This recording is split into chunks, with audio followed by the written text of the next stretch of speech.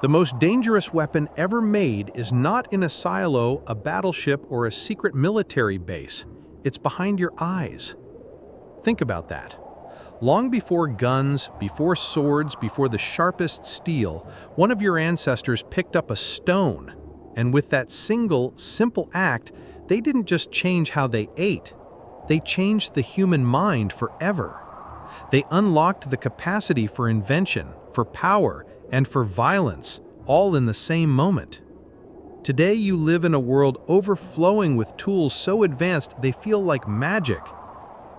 But every tool we've ever made is a direct descendant of that first sharpened stone, and every one of them is double-edged.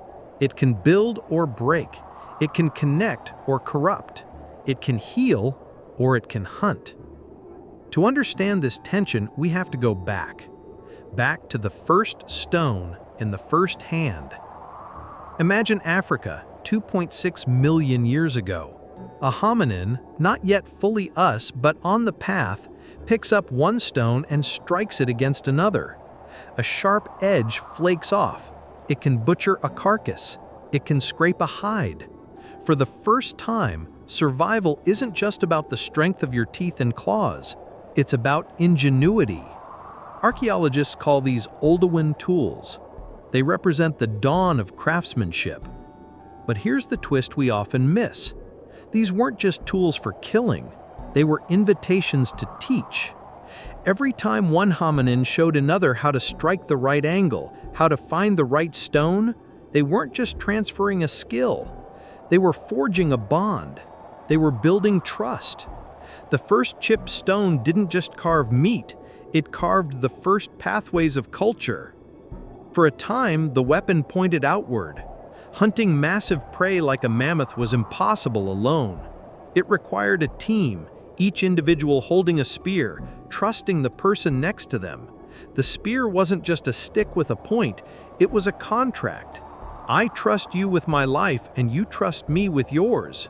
The weapon, paradoxically, created cooperation. But as resources became scarce, a terrible question emerged. The tool that helped you hunt a bison could also be used against the tribe in the next valley who wanted the same bison. The turning point wasn't just technological, it was social. Archaeological evidence from sites like Jebel Sahaba in Sudan from 13,000 years ago shows some of our earliest organized violence. Skeletons found with arrowheads embedded in their bones are a silent testament to a horrifying truth. The most dangerous predator to a human had become another human. The tool that bound us together now threatened to tear us apart. This is where the story pivots, because the most dangerous weapons were never physical. They were always psychological. Think of the first truly human weapon: language. With words, you could destroy a rival's reputation without ever laying a hand on them. With gossip, you could enforce social rules, create in-groups and out-groups, and exile someone from the tribe, a fate often worse than death.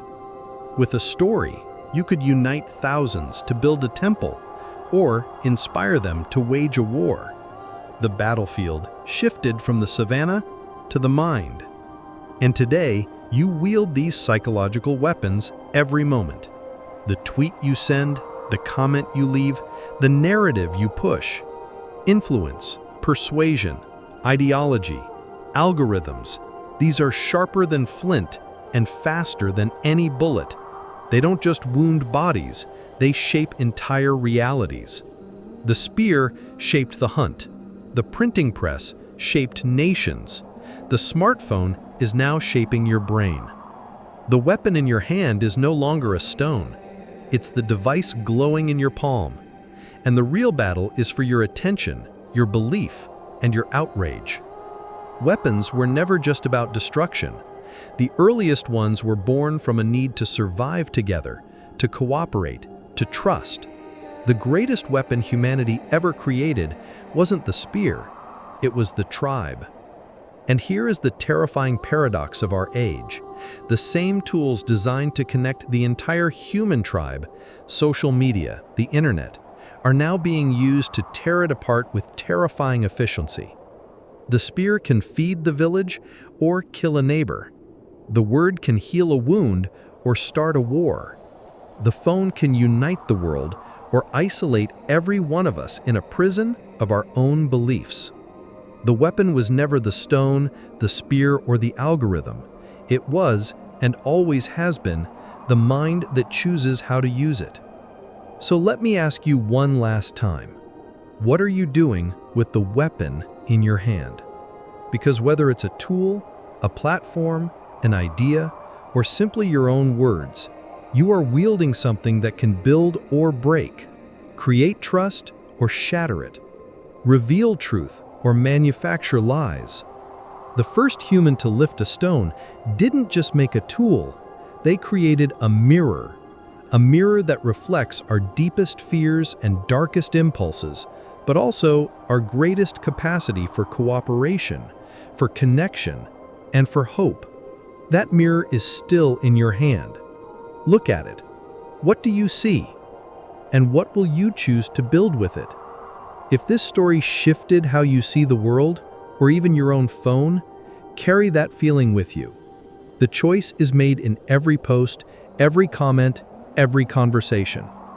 If you want to keep exploring the hidden forces that made us human, subscribe and join the tribe. Because this story is still being written by us.